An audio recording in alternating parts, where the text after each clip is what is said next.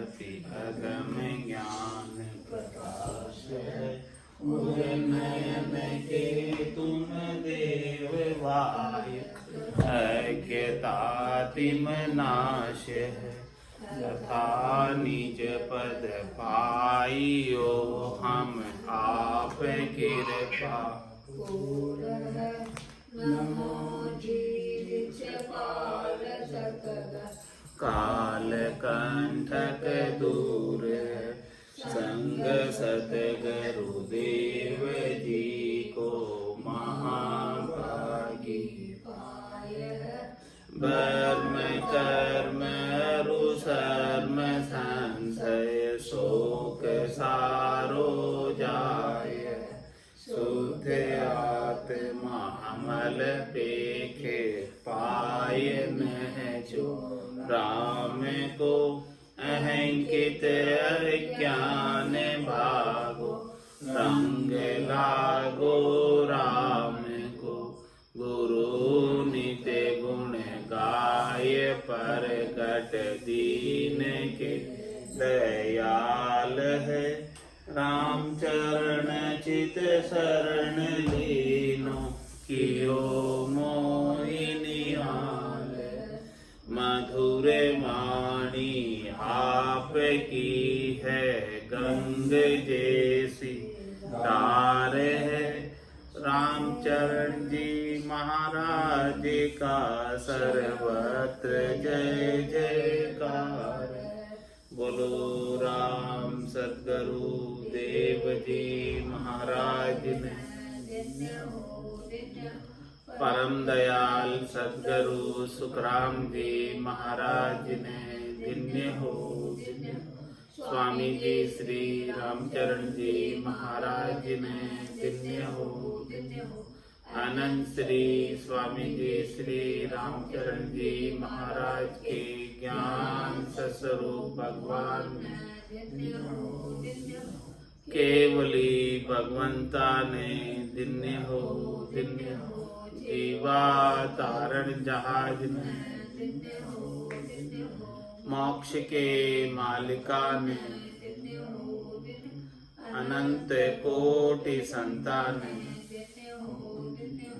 राम सभा में राम राम हर चरणों सतगुरु दयाल को। मुख हृदय हरि नाम, निजपत संगत साधु की। आजीवन मुक्त सुखी राम, अणभे पद प्रकाश के। दायक सतगुरु राम, अनंत कोटि जन सहाय की। ताई करूं प्रणाम, सतगुरु को एको शब्द। मन कोई लेवे मान, तो सहज होते है संत दास।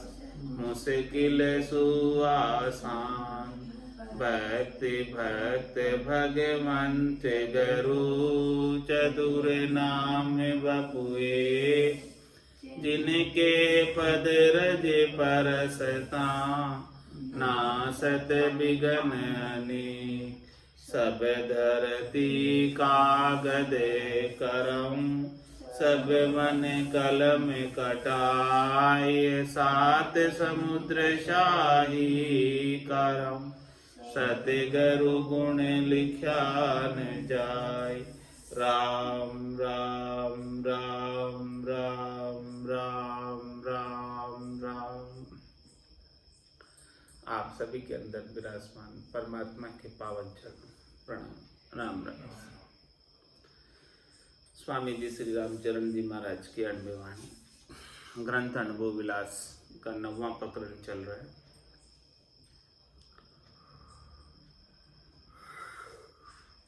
महाराज फरमा रहे हैं, अब ज्ञानी की वृत्ति कहिए। ज्ञानी सो ही जानिए, दुख सुख हरसन सोग। राम भजे रहे एक रस, ए बरते दई संजोग। ज्ञानी जो जिसको ज्ञान प्राप्त हो गया, पूर्णता की अवस्था प्राप्त हो गई, केवल ज्ञान प्राप्त हो गया, उसकी कैसी वृत्ति रहती है चित्त की? ज्ञानी सो ही ज्ञानी, उसे ही ज्ञानी समझो, उसे ही ब्रह्म ज्ञानी समझो, उसे ही केवल ज्ञानी समझो, जिसे दुख सुख हरसन शोक, जिसे शरीर संसार के सुखों का, नश्वर सुखों का, क्षणिक सुखों का, नाशवान चीजों का न तो दुख होता है और न ही सुख होता है, न हर्ष होता है न शोक होता है, वही ज्ञानी है। सुख दुख दोनों अज्ञानी के ज्ञानी माने नाय, रामचरण गिरि सिंधु जल ज्योति से दर्पण माने। तो ज्ञानी सो ही जानिए दुख सुख हरसन सोग। फिर क्या करते हैं ज्ञानी? राम भजे रहे एक रस ए बरते दई संजोग। राम जी का भजन करते हैं और एक रस्ता में रहते हैं, आनंद की अवस्था में रहते हैं। बरते दई संजोग, जिस प्रकार से परमात्मा ने दिया है, जो कुछ भी प्राप्त हुआ है उसको सहज वृत्ति में बरत लेते हैं, अप्राप्त की इच्छा नहीं करते और प्राप्त का तिरस्कार नहीं करते। अब ज्ञानी को अलिप्त पणु कहिए, ज्ञानी है वो किस प्रकार से संसार के अंदर रहते हुए संसार से न्यारा रहता है, सुख दुख से न्यारा रहता है, सुख और दुख में लिपायमान नहीं होता है। किस कारण से नहीं होता, उसका कारण महाराज समझा रहे।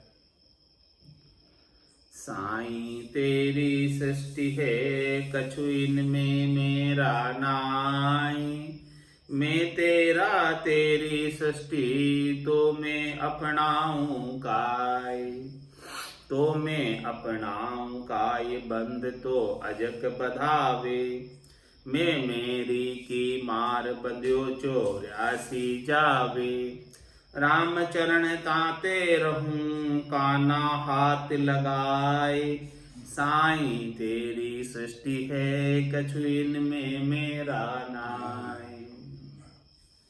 हे परमात्मा, हे राम जी, ये सृष्टि आपकी है,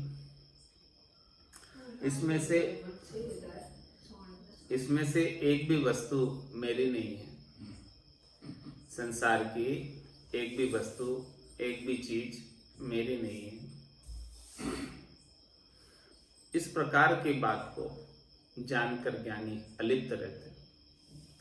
कोई वस्तु प्राप्त भी हो जाती है तो सुखी नहीं होते, और कोई वस्तु चली भी जाती है दुखी नहीं होते। इस प्रकार से अलिप्त रहते हैं संसार से। तो साईं तेरी सृष्टि है कछु इनमें मेरा नाई, इनमें से मेरा कहलाने के लिए हे राम जी आपके सिवाय दूसरा और कोई है ही नहीं। मैं राम जी का हूं और राम जी मेरे हैं, बस इतना सा हमारा कार्य, इतनी से हमारी दौड़ है। इससे आगे राम जी के अलावा मेरा और कोई है नहीं। साईं तेरी सृष्टि है कछु इनमें मेरा नाई, मैं तेरा तेरी सृष्टि तो अपनाऊं काय।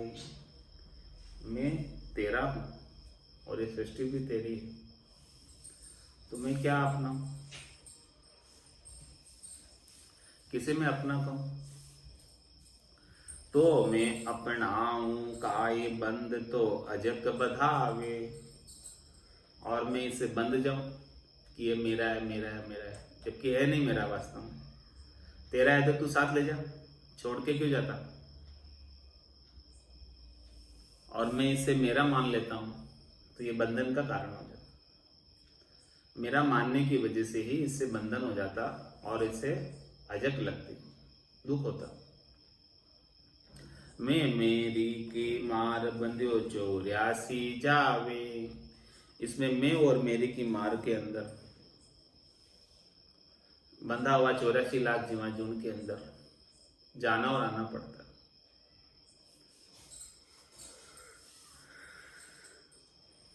इन्हीं में ही वासना रह जाती है। राम चरण ताते रहूं काना हाथ लगाए। इसलिए महाराज मैं तो कान पकड़कर कहता हूं कि इसमें से मेरा कुछ भी नहीं। साईं तेरी सृष्टि है कछु इनमें मेरा नाई। गलती से मैंने यदि मेरा मान लिया तो मुझे 84 में जाना पड़ेगा, क्योंकि मेरी वासना, मेरी इच्छा, मेरी आशा, मेरा ममत्व उसी में रह जाएगा। मेरा मान लूंगा और इस ममत्व के वशीभूत होकर वापस आना पड़ेगा जन्म धर के।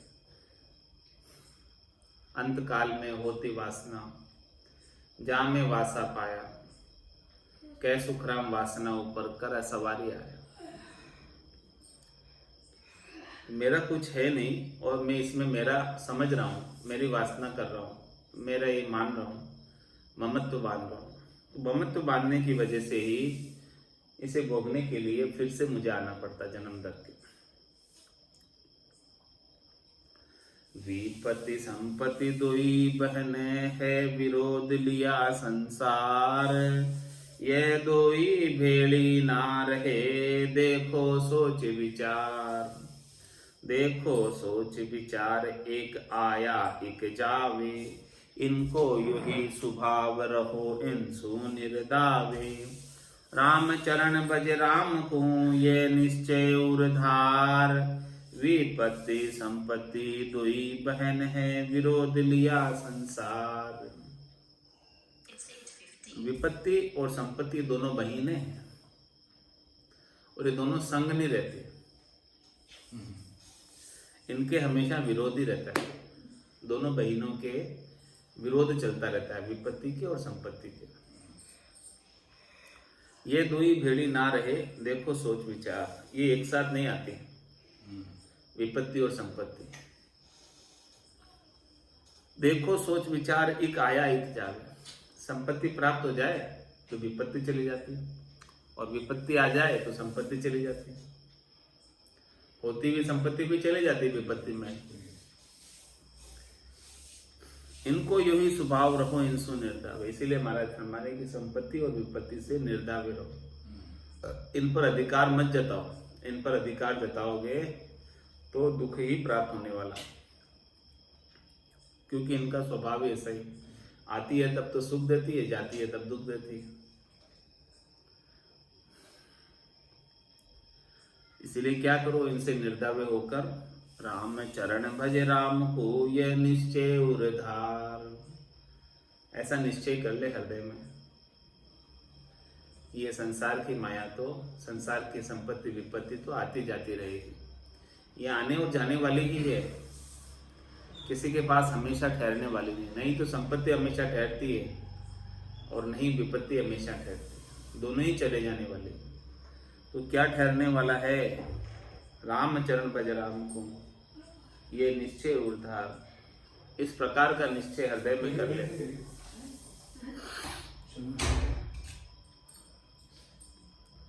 विपत्ति संपत्ति दुई बहन है विरोध लिया संसार। सुख संपत्ति दुख विपत्ति में इनकी अवधि प्रमाण। ये आवे नहीं बुलावता नहीं तकाया जान।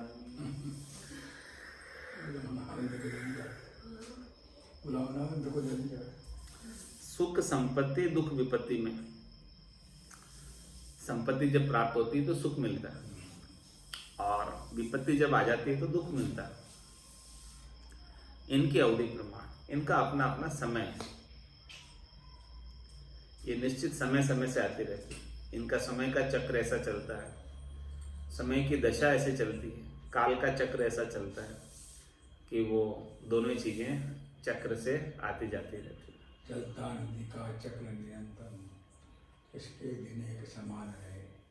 धनवान रहे ना बलवान रहे, किसके यहाँ धनवान रहे। ऐसा निधि का चक्र चल रहा है कि किसी के दिन समान नहीं रहते और किसी के गुणगान नहीं रहते।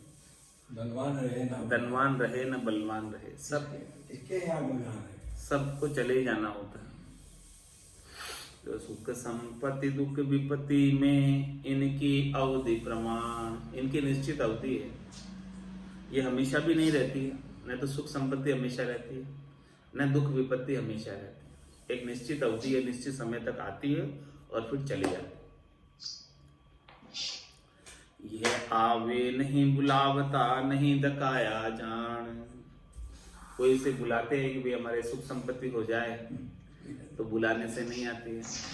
और दुख विपत्ति है तो उसको धकाते हैं कि भाई चली जाती है, तो नहीं जाती। ये इनके समय से जाती है, इनके समय से आती है। जैसा इनका समय होता है वैसे आ जाती है, और समय होता है वैसे चली जाती है। सुख दुख संगी देह लगे, एक आया एक जाय। राम चरण तू राम भज, यह बरते सहज सुभाय। दुख और सुख का संग तो जब तक देह रहेगी तब तक रहने ही वाला है। ये मान के चलो कि तन के साथ कोई न कोई दुख, कोई न कोई सुख लगा ही रहेगा। जब तक देह है तब तक सब रहेगा, देह के संग है सब। तो एक आया एक जाए, एक आएगा एक जाएगा, चलता रहेगा चक्र, ये रुकने वाला नहीं। सुख दुख का देही के संग तन दुख जाते न जावसी, जाते न धरे न दे, निरंजन लग सुखराम के, भुगते को नरी है। तो दुख सुख संगी देह लगे, एक आया एक जाए। तो तू क्या कर, ये तो आते जाते रहेंगे। राम चरण तू राम भज, यह बरते सहज सुभाय। तू तो राम जी का भजन कर, तो जो दुख आएगा वो भी सहज में कट जाएगा, राम जी के भजन की ताकत से, राम जी के भजन के पराक्रम से। और सुख आएगा तो सुख में भी तू जो सहज वृत्ति में रहेगा, फूलेगा नहीं, आपा नहीं करेगा, गर्व नहीं करेगा, गुमान नहीं करेगा, राम जी के भजन के माध्यम से। तो दुख सुख दोहूं अनित्य है, नित्य ज्ञान निर्धार। राम चरण ज्ञानी जन्हा, ऐसो करे विचार। महाराज में दुख और सुख दोनों अनित्य। अनित्य का क्या तात्पर्य? हमेशा रहने वाले नहीं। तो हमेशा रहने वाला क्या है? नित्य ज्ञान निर्धार, जो निराधार ज्ञान है परमात्मा का, राम जी का केवल्य ज्ञान है, पांचवा ज्ञान है, जो शब्द ब्रह्म का आनंद है, वो हमेशा रहने वाला। राम चरण ज्ञानी जना, ऐसो करे विचार। जो जिनको ऐसा ब्रह्म का ज्ञान प्राप्त है वो ऐसा विचार करते। राम चरण यह त्यागिए, हरस राग अरुभोग। इनको मूल पिछाड़िए, सोग दोष अरुरोग। क्या त्यागने की कह रहे? हर्षिता, राग और भोग। शरीर संसार के सुखों से, इंद्रियों के सुखों से जो हमारा अनुराग होता है, हेत होता है, और वो मिलते हैं तब खुशी होती है, ये बहुत अच्छा लग रहा है। भोग मिलते हैं तो खुश होते हैं कि हमें अच्छे भोग प्राप्त हो रहे। तो महाराज हमारे भोग करने की जो इच्छा है, भोग से जो खुशी मिल रही है, उसका त्याग करो। जब तक भोग करने से खुश होते रहोगे तब तक तो भोग छूटेंगे नहीं। तो राम चरण यह त्यागिए, हर्ष राग अरुभोग। इनको मूल पिछाड़िए, रोग सोग अरु शोग दोष अरु रोग। इनका मूल क्या है? ये भोग करने की इच्छा से रोग हो जाता है, और प्राप्त नहीं होते तो शोग हो जाता है, और अनेक प्रकार के दोष उत्पन्न हो जाते हैं। तो ये जब तक इच्छा नहीं छोड़ोगे तब तक ये शोक दोष और रोग भी जाने वाला नहीं। अलिप्त राम आकाशवत, भजे सुआनंद मूरी। विषया भोग संजोगता, ज्ञानी त्यागे दूरी। विषय भोग की संयोगता, ज्ञानी जो है, ब्रह्म ज्ञानी, दूर त्याग देते हैं। और उनकी मूरी, उनकी पूंजी, भजेसु आनंद मूरी, आनंद के साथ भजन करते, वही उनकी पूंजी है, वही उनका धन है। और अलिप्त राम आकाशवत, वो आकाश की तरह अलिप्त रहते हैं। जैसे आकाश के अंदर बादल आते हैं और चले जाते हैं, आकाश का क्या बिगड़ता है, आकाश वैसा क्या वैसा ही रहता है। इसी प्रकार से महाराज फरमा रहे हैं कि जो ज्ञानी है आकाश की तरह, सुख आते हैं दुख आते हैं, सुख के बादल आते हैं दुख के बादल आते हैं, आते और चले जाते हैं, उसका कुछ नहीं बिगड़ता, वो वैसा का वैसा ही रहता है, आकाशवत, आकाश की तरह। अब अलिप्त किम, उसका उत्तर आ रहा है। अलिप्त पणे का आया, महाराज ने अलिप्त पणा किसे कहते हैं वो समझाया, ज्ञानी की वृत्ति समझाई, और अलिप्त कैसे अब वो समझा रहे। जल वर्षा भीजे नहीं, नहीं दामिनी सू जड़ जाए, नहीं गर्ज से थरसले यह बरते नभ माय।